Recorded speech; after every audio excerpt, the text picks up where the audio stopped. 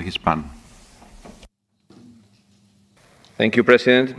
Mr. Prime Minister, I want to welcome you. I want to congratulate for your speech today. You have addressed us in an open and honest way. We are living in troubled times. The political scenario looks like a roller coaster with ups and downs very fast.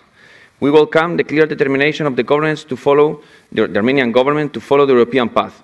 The visit of Kaja Kallas last June was a very good example of this commitment. I was going to ask you about this path to Europe that you are following with leadership and determination, not looking to the past, but looking to the present and to the future of your country, closing the past and opening a better future. But today is a day of hope for all of us. The plan for the Middle East that was launched yesterday is very important. Now Hamas is who needs to do the next movement. What do you think about it? Do we have the right to be optimistic about it?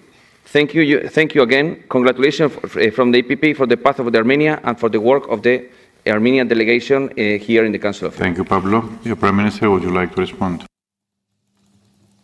Շնորհակալ եմ շատ հարցի համար, գիտեք, որ նախագահ Տրամպը խաղաղության ծրագիր է առաջարկել եւ միջազգային հանրությունը ողջունել է արդեն այդ ծրագիրը, մենք նույնպես ողջունում ենք եւ հույս ունեմ, որ ծրագրի իրագործման արդյունքում ի վերջո կհաջողվի խաղաղություն հաստատել Գազայի գոտում, նաև ասեմ, որ նախորդ տարի մենք ճանաչել ենք Հայաստանի Հանրապետությունը, ճանաչել է Պաղեստին պետությունը եւ մենք իհարկե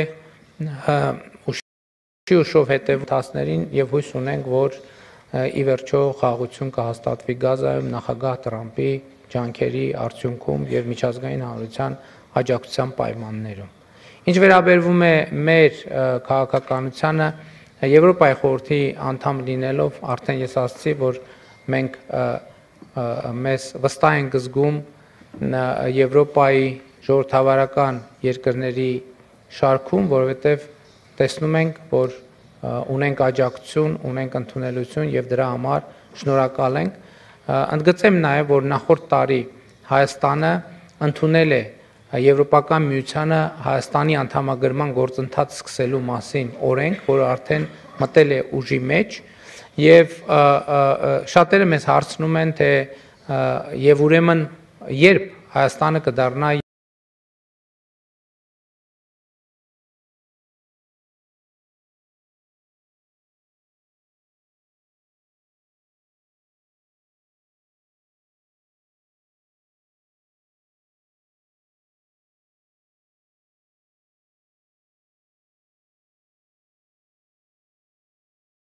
Եվրոպական միության անդամ կամ ինչ Եվրոպական միության ստանդարտներին լիովին համապատասխանող երկիր, ինչը էականորեն կուժեղացնի մեր ժողովրդավարությունը, կուժեղացնի մեր անկախությունը եւ կուժեղացնի մեր բարեկեցությունը։ Շնորհակալ եմ։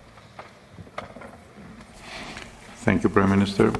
On behalf of the European Conservatives, Patriots and Affiliates, Sir Edward Lee. Prime Minister, a major part of the peace